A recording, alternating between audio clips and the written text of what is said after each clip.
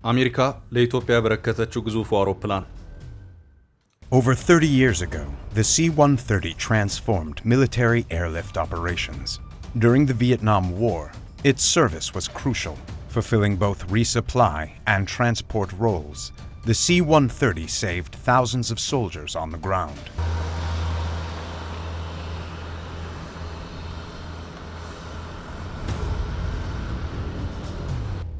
አዳዲሶቹ የኢትዮጵያ ጀቶች ምን ይመስላሉ? The Sukhoi Su-35, also known as the Super Flanker, is a highly advanced twin-engine multi-role fighter jet designed by the Sukhoi Design Bureau and built by Sukhoi. የዓለማችን የተዋጊ ጀቶች የቴክኖሎጂ ደረጃ።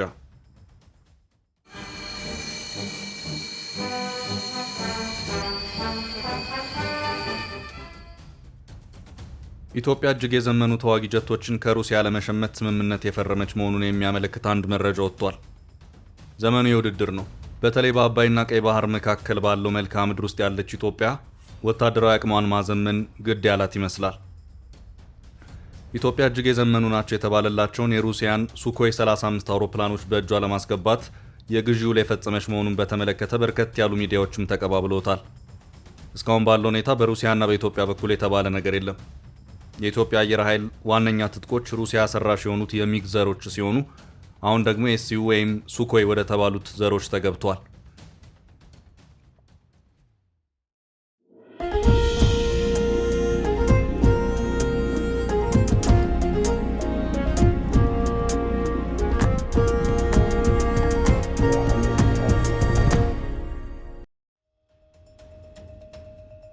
ሩሲያ የምታመርታቸው ሱኮይ የተባለ የተዋጊ አውሮፕላን አይነቶች ናቸው።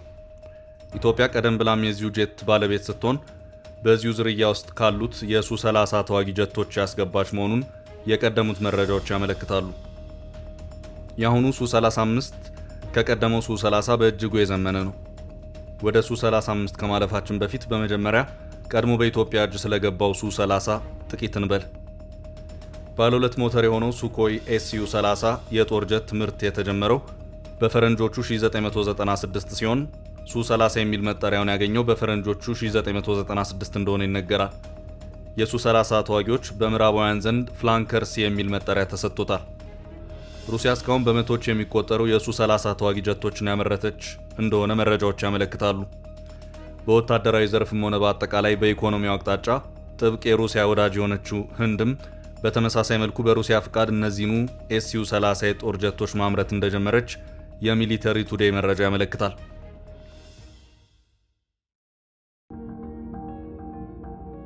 አሁን ደግሞ ከSu-30 ከፍ ያለ የቴክኖሎጂ አቅም ያለውን Su-35 የተባለውን ዘመናዊ ተዋጊ ጀት ከሩሲያ ለመሸመት የግዢ ውል የፈጸመች መሆኑን የሩሲያ የጦር መሳሪያ አምራች ከሆነው ሮስቲክ ኩባንያ ወጣ የተባለው አንድ መረጃ አመልክቷል። መረጃዎች የገብቷል ያለው ብላክ ሚረር የተባለ ተቋም ተከትሎም ኒውስዊክ፣ ዲፌንስ ብሎግ እና ሌሎች ዓለም አቀፍ መገናኛ ብዙሃንም የተቀባበሉበት ሁኔታ ታይቷል። ይህ የጦር ጀት ሩሲያ በቴክኖሎጂ ዘርፍ በእጅጉ የእውቀት አቅሟን ካፈሰሰችባቸው የጦር ጀቶች መካከል አንዱ ነው። ሱፐር ፍላንከር የሚል ቅጽል ስም የተሰጠው ነው።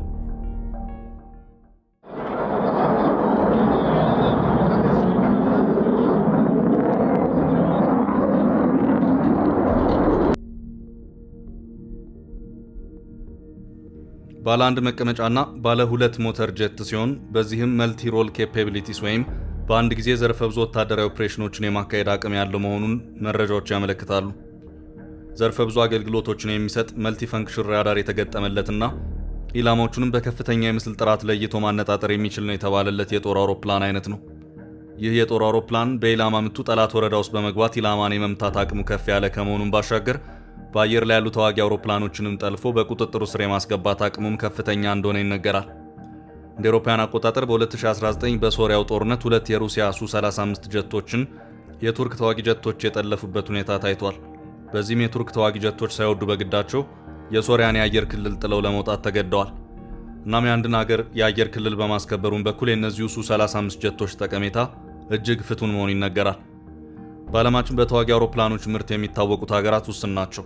አሜሪካ፣ ሩሲያ፣ ቻይና እና ፈረንሳይ፣ ዩናይትድ ኪንግደም፣ ጣሊያን፣ ጀርመን፣ ስፔን ግንባር ቀደሙን ስፍራ ይዛሉ። ከዚያም ህንድ፣ ስዊድን፣ ቱርክና ደቡብ ኮሪያም ተጠቃሽ ናቸው። እስካሁን ባለው ሁኔታ በቴክኖሎጂው ግንባር ቀደሙን ስፍራ የያዙት አሜሪካ፣ ሩሲያ፣ ቻይና እና ፈረንሳይ ናቸው።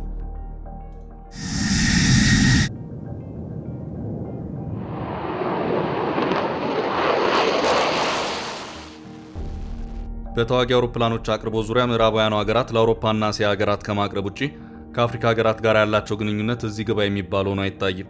አፍሪካውያኑ ሀገራት የኢኮኖሚ አቅም፣ ተዋጊ ጀቶቹን ለመሸጥ ሀገራቱ የሚያስቀምጧቸው የተለያዩ ቅድመ ሁኔታዎችና የመሳሰሉት ሁኔታዎች ምዕራባውያኑ ሀገራት ለአፍሪካ ሀገራት መሰል የጦር መሳሪያዎችን እንዳያቀርቡ ያደረጋቸው መሆኑ ይነገራል። ከአፍሪካ ሀገራት መካከል የምዕራቡን ዓለም የጦር መሳሪያ በመሸመት ግንባር ቀደም ቦታ የምትይዘው ግብጽ ናት።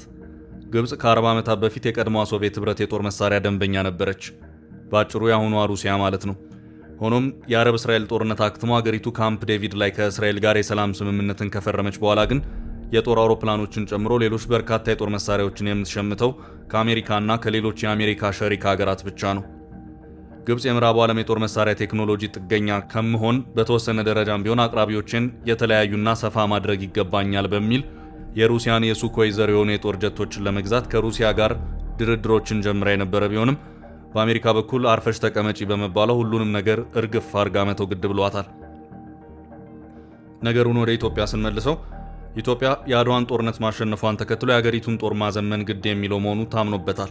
ሆኖም የዳግማዊ አፄ ምኒልክን ሞት ተከትሎ በነበረው የወንበር ግብግብ ነገሮች በታሰበው መልኩ ሳይሄዱ ቀሩ። በመጨረሻም ከአድዋ እስከ ማይጨው ጦርነት ዓመታት ራሱን በእጅጉ ያዘመነው ጣሊያን በድጋሚ ባካሄደው የወረራ ዘመቻ ኢትዮጵያን እንዲቆጣጠር አስቻለው። ሆኖም ብዙም ሳይቆይ ሁለተኛው የዓለም ጦርነት ፈነዳ። ጣሊያንም ከጀርመን ናዚ ጎን በመሰለፉ በምዕራባውያን አጋሮቹ ተመታ። ኢትዮጵያን በመቆጣጠር ቅኝ ለመግዛት ሲያደርጉ የነበረውም ጥረት ሳይሳካ ቀረ። ከስደት የተመለሱት አፄ ኃይለ ሥላሴም ከዚህ በኋላ መዳኛ መንገዳችን የጦር ኃይላችንን ዓለም ወደ ደረሰበት የቴክኖሎጂ ጥግ ከፍ ማድረግ ነው በሚል ለዚሁ ገዛ የሚያደርግላቸውን ወዳጅ አገር ማፈላለጉን ተያያዙት። ፈረንሳይ፣ እንግሊዝ እና አሜሪካ በግንባር ቀደምትነት ተያዙ። ሚዛኑ ወደ አሜሪካ እያደላ ሄደ። እናም ንጉሥ ወደ አሜሪካ ምልልሳቸውን ቀጠሉ። አሜሪካውያን ከጦር መሳሪያ አቅርቦትን በላይ ከኢትዮጵያ ጋር በዘርፈ ብዙ ግንኙነት ውስጥ ገቡ።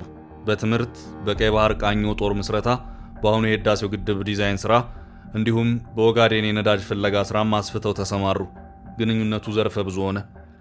በትምህርቱ ዘርፍ ጅማ ዩኒቨርሲቲን እንደዚሁም የአሁኑ ጎንደር ዩኒቨርሲቲ እርሾ የሆነው የቀድሞ የጎንደር ፐብሊክ ሄልዝ ኮሌጅ እና የቀድሞ አለማያ ግብርና ኮሌጅ ወይም የአሁኑ ሀሮማያ ዩኒቨርሲቲ መሰረት የተጣለውም በአሜሪካውያን እንደነበር ታሪክ የሚመሰክረው ሀቅ ነው። በተለይ ሀገሪቱን ግብርና ዘርፍ በዘመናዊ ቴክኖሎጂ የተደገፈ እንዲሁም በማድረጉ ረገድ አሜሪካውያን ፖይንት 4 በተባለውና ለታዳጊ ሀገራት በሚሰጠው ልዩ ልዩ የቴክኒክ መርሃ ግብር ውስጥ ሰፊ ስራን ሰርተዋል።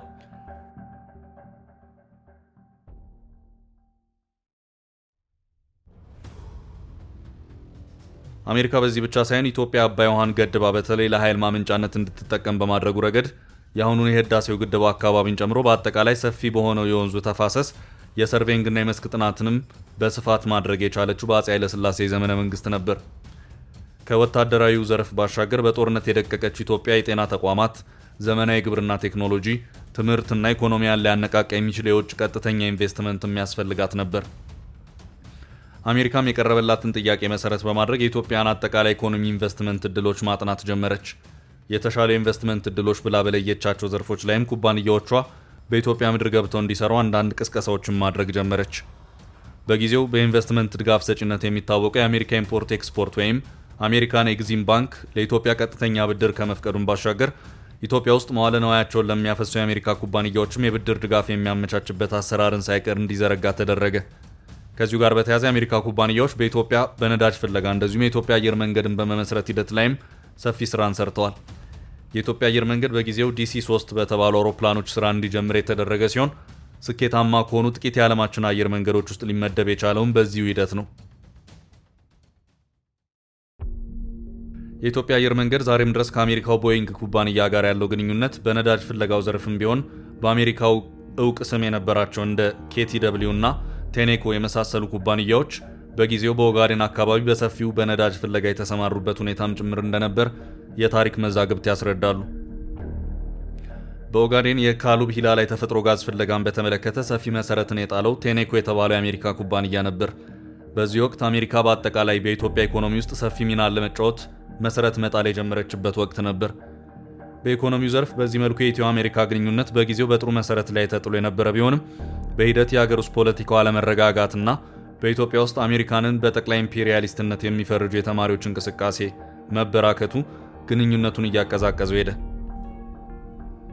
የሶሻሊስት አራማጅነት እንቅስቃሴ መበርታቱና የንጉሱን መዳከም ያላማራቸው አሜሪካውያኑ በተለይ ደግሞ ከደርግ መንግስት መከሰት እንደዚሁም ከኢትዮ ሶማሊያ ጦርነት ጋር በተያያዘ የተከሰተውን የኃይል አሰላለፍ ለውጥ ተከትሎ በወታደራዊ ዘርፍ በሰፊው ሊጀመር የነበረው እንቅስቃሴ ባለበት ተገታ።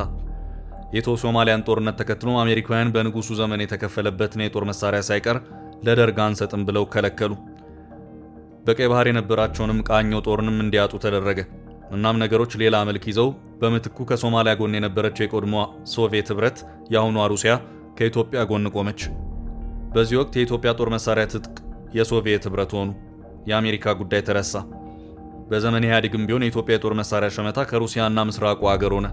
ኢህአዴግ በመጀመሪያ ስልጣን ዘመኑ የሀገሪቱን ጦር የደርግ ወታደር የሚል ቅጽል ስምን በመስጠት አፈራረሰው። ኤርትራ በመገንጠሏ ባህር ኃይሉ ፈረሰ። አየር ኃይሉም በከፍተኛ ደረጃ ተዳከመ። በርካታ የሰው ኃይል ተሰደደ፣ ቀሪውም ታሰረ። ሆኖም በ1990ዎቹ የኤርትራ የድንበር ጦርነትን መክፈቷ ግን ነገሮችን ቀያየራቸው። በአዲስ መልክ ወደ ጦር መሳሪያ ሸመታ ውስጥ ተገባ። አየር ኃይሉን ማደራጀት ግድ አለ። የደርግ ወታደር በሚል የተባረሩት የቀድሞ ጦር አመራሮች ጥሪ ተደረገላቸው።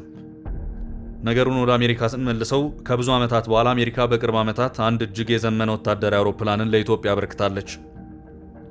የአሜሪካ መንግስት እጅግ ዘመናዊና በዓለም ላይ ዘርፈ ብዙ አገልግሎት በመስጠትም ሆነ በተሰመራባቸው የጦር ግንባሮች ተልእኮችን በስኬት በመፈጸም አስተማማኝነቱ የሚነገርለትን C-130 የተባለውን የጦር መጓጓዣ አውሮፕላን ለኢትዮጵያ መከላከያ ኃይል በስጦታ ያበረከተበት ሁኔታ ታይቷል።